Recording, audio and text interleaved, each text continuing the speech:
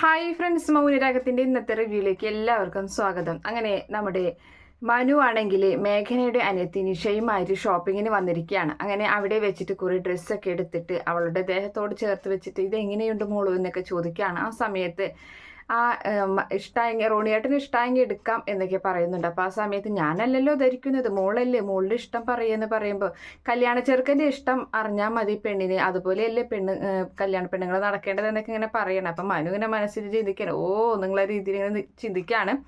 അതിനുശേഷം അതും കൂടി എടുത്തേന്ന് പറഞ്ഞിട്ട് ഈ യെല്ലോ ഡ്രസ്സൊക്കെ എടുത്ത് നോക്കുന്നുണ്ട്.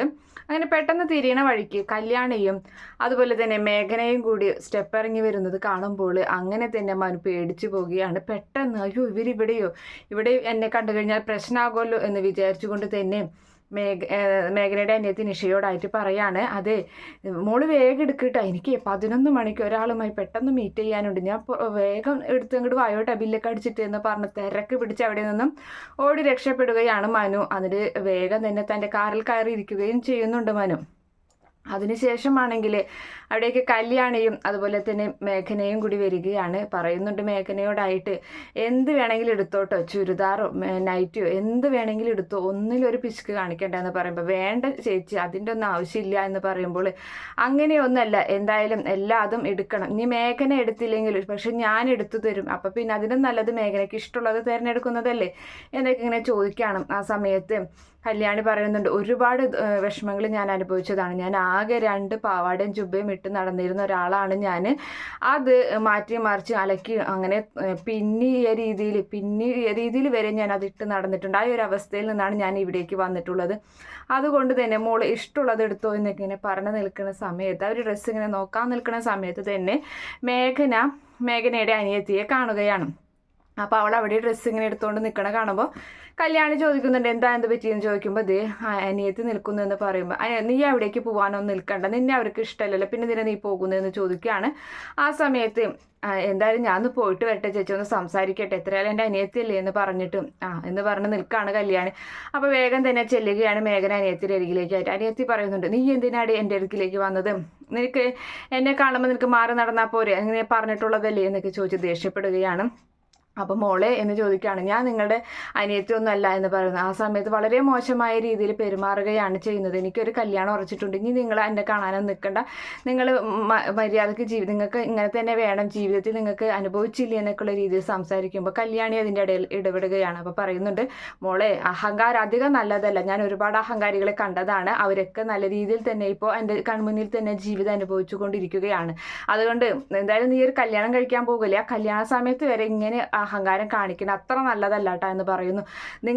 നിങ്ങൾക്ക് ഇവളെ ഒരു ശാപം തന്നെയാണ്, ഇവളെ ഒരു ജാതകദോഷക്കാരിയാണ്, അതുപോലെ നിങ്ങളുടെ ജീവിതത്തിൽ ഇവളൊരു ദോഷം തന്നെ കൊണ്ടുവരും എന്നൊക്കെ ഇങ്ങനെ പറയുമ്പോൾ അത് ഞങ്ങൾ സഹിച്ചോളാം എന്ന് പറയാണ്. ആ സമയത്ത് കല്യാണി പറയുന്നുണ്ട്, ഇവളുടെ പേടി എന്താണെന്ന് വെച്ച് കഴിഞ്ഞാൽ നിനക്ക് എന്തെങ്കിലും സ്വത്തുക്കൾ തരേണ്ടി വരൂ എന്നുള്ളൊരു പേടി കൊണ്ടാണ് ഇവൾ ഇങ്ങനെ നിന്നെ അകറ്റി മാറ്റുന്നത് എന്ന് കല്യാണി പറയുമ്പോൾ മേഘനയുടെ അനിയത്തി പറയുന്നുണ്ട്, അങ്ങനെ നാണോ മാനം ഇല്ലാതെ അവളെ ആ സ്വത്തുക്കൾ ചോദിച്ച് എൻ്റെ വീട്ടിലേക്ക് വന്നു പോകരുത്, നാണമുള്ളവളാണെങ്കിൽ അങ്ങനെ ഒന്നും ചെയ്യില്ല എന്നൊക്കെ പറഞ്ഞിട്ട് മേഘനയെ കുറ്റപ്പെടുത്തുകയാണ്. ആ സമയത്ത് കല്യാണി പറയുന്നുണ്ട്, മോളെ ഞാനിപ്പോൾ ഒരു കേസും കൂട്ടൊക്കെ കഴിഞ്ഞ് നിൽക്കുന്നതാണ്, എനിക്ക് അത്യാവശ്യം നിയമങ്ങളും കാര്യങ്ങളൊക്കെ അറിയാം, ഇവളുടെ അച്ഛൻ്റെ 2ാമത്തെ മകളാണ്, അതായത് 2ാം ഭാര്യയിലുള്ളതാണ്, ഇവൾക്കാണ് ശരിക്കും ഇവളാണ് മൂത്ത മകള്, ഇവള് കേസ് കൊടുത്തു കഴിഞ്ഞാൽ സ്വത്തിൻ്റെ നേർപകുതി ഇവൾക്ക് കൊടുക്കേണ്ടി വരും, അതൊക്കെ എനിക്കറിയാം, പിന്നെ അതിലേക്കൊന്നും നീ നയിക്കേണ്ട, പിന്നെ ഇവൾക്ക് സ്വത്തിനോടൊന്നും താല്പര്യവുമില്ല, ഇനിയിപ്പോൾ ഇവൾ സ്വത്ത് വേണമെന്ന് പറഞ്ഞേ പോലും ഞങ്ങൾ സമ്മതിക്കില്ല, ഇവൾക്കുള്ളതൊക്കെ ഞങ്ങൾ കൊടുത്തോളാം എന്ന് പറയുന്നുണ്ട് കല്യാണി. ആ സമയത്ത് എന്ത് വേണമെങ്കിലും ചെയ്തോ എന്നൊക്കെ പറഞ്ഞു, എനിക്കൊരു കല്യാണം കഴിക്കാൻ പോകുന്ന ഒരു അമേരിക്കക്കാരനാണ് എന്ന് പറയാം, ഞങ്ങൾ എന്തായാലും അവിടേക്ക് പോകും, സ്റ്റേറ്റ്സിലേക്ക് പോകും എന്നൊക്കെ പറഞ്ഞ് അങ്ങനെ നിൽക്കണം. അപ്പോൾ വാ മേഘനയെന്ന് പറഞ്ഞുകൊണ്ട് ദേഷ്യപ്പെട്ട് കല്യാണി വിളിച്ചുകൊണ്ട് പോവുകയാണ് മേഘനയെ. അങ്ങനെ മേഘനയും കല്യാണിയും കൂടി ഡ്രസ്സൊക്കെ ഇങ്ങനെ നോക്കിക്കൊണ്ടിരിക്കുകയാണ്. ഇതേ സമയത്താണെങ്കിൽ നമ്മുടെ മനു പുറത്ത്, അയ്യോ ഇവള് വന്നില്ലല്ലോ, ഇവൾ എന്തെടുക്കാണ് അവിടെ, ഇനിയിപ്പോൾ അവരെങ്ങാനും ഇവിടേക്ക് വരുമോ, എന്നെ കാണോ, പ്രശ്നമാവോ, പുറത്തിറങ്ങാനും പറ്റുന്നില്ലല്ലോ എന്നൊക്കെ ഇങ്ങനെ ചിന്തിച്ച് കാറിലങ്ങനെ ടെൻഷൻ അടിച്ചുകൊണ്ടിരിക്കുകയാണ്. ആ സമയത്ത് വീണ്ടും മേഘന നോക്കുന്നുണ്ട്, മേഘനയുടെ അനിയത്തി. അപ്പം ബില്ലൊക്കെ പേ ചെയ്തിട്ട് അവൾ ഡ്രസ്സൊക്കെ എടുത്തിട്ട് ഇറങ്ങാൻ നിൽക്കുകയാണ്. ഇനി എന്താ മേഘന നീ നോക്കി നിൽക്കുന്നതെന്ന് പറയുകയാണ്. ആ സമയത്ത് വീണ്ടും അനിയത്തി മേഘനയുടെ അരികിലേക്ക് വന്നിട്ട് പറയാണ്, ദേ പറഞ്ഞതൊക്കെ ഓർമ്മയുണ്ടല്ലോ, ഇനി എവിടെയെങ്കിലും വെച്ച് കണ്ടു കഴിഞ്ഞാൽ മാറി നടന്നോളണം എന്ന് പറയാണ്. അപ്പോൾ കല്യാണി ദേഷ്യപ്പെടുന്നുണ്ട്. കല്യാണി പറയണം, അതെ ഞാനൊരു കാര്യം അങ്ങോട്ട് പറയാം, ഇനി ഇവളെ കണ്ടു കഴിഞ്ഞാൽ, മേഘനയെ കണ്ടു കഴിഞ്ഞാൽ നീ മാറി നടന്നോളണം. ഇവളെ ഇനി ഒന്നും പറഞ്ഞ് ഇതുപോലുള്ള വാക്കുകൾ പറയാൻ ഒന്നിനും നീ നിൽക്കണ്ട, അങ്ങനെ എങ്ങനെ പറഞ്ഞു കഴിഞ്ഞാൽ പിന്നെ എൻ്റെ സ്വഭാവം മാറും എന്നൊക്കെ പറഞ്ഞിട്ട് കല്യാണി മേഘനയുടെ അനിയത്തിയെ ഭീഷണിപ്പെടുത്തുന്നുണ്ട്. ആർക്ക് വേണം ഇവളായിട്ടുള്ള സൗഹൃദം, ഞങ്ങളൊക്കെ രക്ഷപ്പെടാൻ പോവുകയാണ്, ഇവൾ പോയതിന് ശേഷം ഞങ്ങളുടെ വീട്ടിൽ ഐശ്വര്യം വന്ന് കയറി എന്നൊക്കെ ഇങ്ങനെ പറയുന്നുണ്ട്. ശരി, ഐശ്വര്യം വന്ന് കയറട്ടെ, എന്തായാലും അധിക നാളും മോൾക്ക് ഇങ്ങനെയൊന്നും ഉണ്ടാവില്ല എന്ന് പറയുമ്പോൾ എൻ്റെ ജീവിതം തകർക്കാൻ വേണ്ടി ഇവൾ അമ്പലത്തിൽ വഴിപാടും കാര്യങ്ങളൊക്കെ നടത്തുന്നുണ്ടാവില്ലേ എന്ന് ചോദിക്കുകയാണ്. അപ്പം മേഘനയാണെങ്കിൽ ഒന്നും മിണ്ടുന്നില്ല, കരഞ്ഞുകൊണ്ടിരിക്കുകയാണ്. അങ്ങനെയൊന്നും ഞങ്ങൾക്ക് ചെയ്യേണ്ട ആവശ്യമില്ല, പക്ഷേ അഹങ്കാരികൾക്ക് ദൈവം ഒരു ഇത് തന്നെ കൊടുക്കും. പിന്നെ മറ്റുള്ളവരുടെ സ്വത്തുക്കൾ അനുഭവിക്കുക എന്ന് മറ്റുള്ളവർ വിചാരിക്കുക വേണ്ട. അവർക്ക് കൊടുക്കാനുള്ള കൊടുത്തില്ലെങ്കിൽ ആ സ്വത്തുക്കൾ കൊണ്ട് അവർക്ക് ഒരു ഉപകാരവും ഉണ്ടാവില്ല, അവർക്ക് അത് ദോഷം മാത്രമേ അവരുടെ ജീവിതത്തിൽ ഉണ്ടാവുകയുള്ളൂ. അതൊക്കെ ഞാൻ ഒരുപാട് കണ്ടിട്ടുള്ളതാണെന്നൊക്കെ കല്യാണി പറഞ്ഞു. അങ്ങനെ മേഘനയുടെ അനിയത്തിയെ വഴക്ക് പറയുമ്പോൾ മേഘനയുടെ അനിയത്തി ദേഷ്യപ്പെട്ടുകൊണ്ട് അവിടെ നിന്ന് ഇറങ്ങി പോവുകയാണ്. അപ്പോൾ മേഘനയോടായിട്ട് കല്യാണി പറഞ്ഞു, നീ വായു എന്ന് പറഞ്ഞ് വിളിച്ചുകൊണ്ട് പോവാണ്. അങ്ങനെ മനു ആണെങ്കിൽ വീണ്ടും ടെൻഷൻ അടിച്ച് അങ്ങനെ ഇരിക്കുകയാണ്, ഇവിടെ കാണുന്നില്ലല്ലോ എന്നുള്ള രീതിയിൽ. അപ്പോൾ മേഘനയുടെ അനിയത്തി പുറത്തേക്ക് ഇറങ്ങി വന്നത് മനു കാണുന്നുണ്ട്. വരുന്നുണ്ട് ഭാഗ്യം എന്ന് പറഞ്ഞിട്ട് തൻ്റെ ഫോൺ എടുത്തിട്ട് കാറിലിരുന്നു കൊണ്ട് തന്നെ അഭിനയം തുടരുകയാണ്. അപ്പോൾ മേഘനയുടെ അനിയത്തി നിഷ വേഗം തന്നെ കാറിലേക്ക് വരികയാണ്. ആ സമയത്ത് കൊറിയക്കാരനോ, നിങ്ങളോട് ആരാ പറഞ്ഞത് ഇവിടേക്ക് വരാനായിട്ട്, ഞാൻ പറഞ്ഞിട്ട് വന്നാൽ പോരെ, നിങ്ങളിപ്പോൾ ഇവിടേക്ക് വന്നിട്ട് ഇപ്പോൾ എന്താ കാര്യം എന്നൊക്കെ ഇങ്ങനെ പറഞ്ഞ് നിൽക്കുമ്പോൾ നിഷ വന്നിട്ട് ചോദിക്കുകയാണ്, അത് എന്താ ഇവിടേക്ക് വരാതെ ഇവിടെ തന്നെ ഇരുന്ന് എന്ന് ചോദിക്കുമ്പോൾ മിണ്ടല്ലേ ഇതേ ഫോണിൽ ഇരുന്ന് പറഞ്ഞിട്ട്, അതെ ഇനി അപ്പം മനു ഫോണിൽ തുടർന്നുകൊണ്ടിരിക്കുകയാണ്. ഇനിയിപ്പോൾ എന്നോടൊന്നും ചോദിക്കാതെ കാര്യങ്ങൾ ചെയ്തിട്ട് പിന്നെ നിങ്ങൾ എന്തിനാ അങ്ങനെയൊക്കെ പറയുന്നൊക്കെ പറഞ്ഞ് ദേഷ്യപ്പെട്ടിട്ട് ശരി എന്നാ എന്നൊക്കെ പറഞ്ഞ് ഫോൺ കട്ട് ചെയ്യാണ്. അപ്പോൾ കൊറിയക്കാരോ എന്ന് ചോദിക്കുകയാണ് നിഷ. അപ്പോൾ അത് കൊറിയയിൽ നിന്നിട്ട് ഒരു ടീം ഇങ്ങോട്ട് ഇറങ്ങിയിട്ടുണ്ട് ഞങ്ങളുടെ ബിസിനസ് കാര്യത്തിന് വേണ്ടിയിട്ട്, അവരോട് ഞാൻ വരാൻ പറഞ്ഞിട്ടൊന്നുമില്ല എന്നൊക്കെ എന്നെ തള്ളി വിടുന്നുണ്ട്. അപ്പോൾ പറയാണ്, അപ്പോൾ പിന്നെ കുഴപ്പമില്ല, കൊറിയക്കാരാകുമ്പോഴേ ഞാൻ മലയാളം പറഞ്ഞത് അവർക്ക് മനസ്സിലായിട്ടുണ്ടാവില്ല എന്ന് പറയുകയാണ് നിഷ.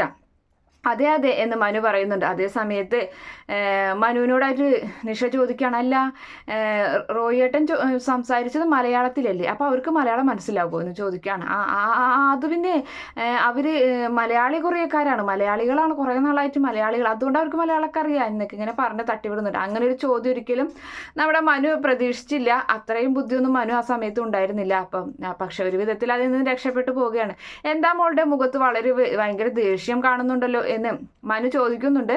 ആ സമയത്ത് എൻ്റെ ചേച്ചിയെ ഞാൻ അവിടെ വെച്ച് കണ്ടായിരുന്നു എന്ന് പറയണം. അവൾ അവിടെ ഉണ്ടായിരുന്നു എന്ന് മനു ചോദിക്കുകയാണ്. അപ്പം മനുവിന് മനസ്സിലായിട്ടില്ല മേഘനയുടെ അനിയത്തിയാണ് ഇതെന്നൊന്നും. അപ്പം പറയാണ്, അതെ അവൾ അവിടെ ഉണ്ടായിരുന്നു, ഞങ്ങൾ തമ്മിൽ ഒന്നും രണ്ടും വർത്താനൊക്കെ ഉണ്ടായി, എന്തായാലും ഞങ്ങളുടെ സംസാരം റോണിയേട്ടൻ കേട്ടില്ലല്ലോ, അതെന്തായാലും നന്നായി ഇവിടെ ഇരുന്നത് എന്നൊക്കെ പറയാണ്. അപ്പം പറയുന്നുണ്ട്, എന്തായാലും ആവട്ടെ, നമുക്ക് പോവാമെന്ന് പറഞ്ഞിട്ട് അവിടെ നിന്നും കാറെടുത്ത് അവരങ്ങനെ പോവുകയും ചെയ്യാണ്. അതിനുശേഷമാണെങ്കിൽ കല്യാണിയും മേഘനയും കൂടി പുറത്തേക്ക് ഇറങ്ങുന്നുണ്ട്. അങ്ങനെ അവരിറങ്ങിയതിന് ശേഷം കാറിൽ കയറിയിരുന്നിട്ട് കല്യാണി മേഘനയോടായിട്ട് പറയുന്നുണ്ട്. അപ്പോൾ മേഘന കരഞ്ഞുകൊണ്ടിരിക്കുകയാണ്. നീ എന്തിനാ ഇങ്ങനെ കരയെന്ന് ചോദിക്കുമ്പോൾ എൻ്റെ അച്ഛനും അമ്മയും ഉപേക്ഷിച്ചു, എന്നിട്ടും ചേച്ചി എന്നെ സംരക്ഷിക്കുന്നില്ല, അത് ആലോചിച്ച് ഞാൻ കരഞ്ഞതാണെന്ന് പറയുമ്പോൾ നീ അതൊന്നും ആലോചിക്കൊന്നും വേണ്ട, എന്തായാലും നീ ഞങ്ങളുടെ കമ്പനിയിലെ സ്റ്റാഫാണ്, നിനക്ക് ഓരോ തവണയും നിൻ്റെ ഉയർച്ചയ്ക്ക് അനുസരിച്ച് നിനക്ക് ശമ്പളം കൂട്ടിത്തരും, നിൻ്റെ പദവിയും ഞങ്ങൾ കൂട്ടിത്തരും, നിൻ്റെയും നിൻ്റെ കുഞ്ഞിൻ്റെയും കാര്യങ്ങൾ ഞങ്ങൾ ഏറ്റെടുത്ത് കഴിഞ്ഞു, ഇനി അത് ആലോചിച്ച് നീ ടെൻഷൻ അടിക്കുക വേണ്ട. പിന്നെ തന്നെയെല്ലാം അർജുനേട്ടൻ എന്തായാലും മരിച്ചു കഴിഞ്ഞു, ഇനിയിപ്പോൾ നിനക്ക് മറ്റൊരു വിവാഹം നല്ല അനിവാര്യമായ ഒരു ഭർത്താവിനെ നിനക്ക് കിട്ടുകയാണെങ്കിൽ നീ അതിന് സമ്മതിച്ചോളാം, നിൻ്റെ കുഞ്ഞിനെയും ഏറ്റെടുക്കാൻ പറ്റുന്നത് പോലെയുള്ളൊരു ഭർത്താവിനെ കിട്ടുകയാണെങ്കിൽ. ഞാൻ പറഞ്ഞില്ലേ സോണിയുടെ കാര്യം, സോണിയെയും കുഞ്ഞിനെയും ആൽബിയേട്ടൻ ഏറ്റെടുത്തു, അതുകൊണ്ട് അവളുടെ ജീവിതം രക്ഷപ്പെട്ടു, ഇനിയിപ്പോൾ അതുപോലെ എങ്ങനെയാണെങ്കിൽ എന്ന് പറയുമ്പോഴും മേഘന പറയണില്ല, അർജുനേട്ടനെ മറക്കാൻ എനിക്ക് കഴിയില്ല ചേച്ചി എന്ന് പറയാണ് കരഞ്ഞുകൊണ്ട് തന്നെ. അങ്ങനെ അവരിങ്ങനെ സമാധാനിപ്പിച്ച് വണ്ടി എടുക്കുക ചേട്ടാ എന്ന് പറഞ്ഞ് അവരോട് നിന്ന് പോവുകയും ചെയ്യുന്നുണ്ട്. അതിനുശേഷം നമ്മുടെ ശാരിയെ കാണിക്കുകയാണ്. ശാരി വളരെ വിഷമത്തോടു കൂടി വീണ്ടും ഇങ്ങനെ ഇരിക്കുകയാണ്. കല്യാണിയോട് പറഞ്ഞ കാര്യങ്ങളൊക്കെ, നീ ബന്ധം വേർപെടുത്തണമെന്ന് പറഞ്ഞപ്പോൾ അത് ഞാൻ സമ്മതിച്ചിരിക്കുന്നു, പക്ഷെ ഞങ്ങൾക്ക് ഒരിക്കലും ബന്ധം അങ്ങനെ വേർപെടേണ്ടി വരില്ല എന്ന് കല്യാണി ഉറപ്പിച്ച് പറയുന്ന ആ ഒരു കാര്യങ്ങളും അതുപോലെ തന്നെ നമ്മുടെ ശാരിയുടെ കൂട്ടുകാരി പറഞ്ഞ ആ ഒരു കാര്യം ആലോചിക്കുകയാണ്. ഈ മുടി നാരിഴകൾ എവിടെ പോയി വെട്ടിപ്പരിശോധിച്ചാലും നിനക്ക് ഞാൻ പറഞ്ഞ ഉത്തരം മാത്രമേ കിട്ടുള്ളൂ. അഥവാ ഇതിൽ നിന്ന് എന്തെങ്കിലും വ്യത്യാസ രീതിയിൽ നിനക്ക് റിസൾട്ട് കിട്ടുകയാണെങ്കിൽ ഞാൻ ഈ ജോലി തന്നെ രാജിവെക്കും, നീ എന്ത് പറഞ്ഞാലും അതുപോലെ ഞാൻ അനുസരിക്കും എന്നുള്ള ആ ഒരു ഉറച്ച തീരുമാനങ്ങൾ അങ്ങനെയൊക്കെ ആലോചിച്ചുകൊണ്ട് ആകെ ടെൻഷൻ അടിച്ച് ഇരിക്കുന്ന നമ്മുടെ ശാരിയെ കാണിച്ചിട്ടാണ് ഇന്നത്തെ എപ്പിസോഡ് അവസാനിക്കുന്നത്. Okay friends, by, thank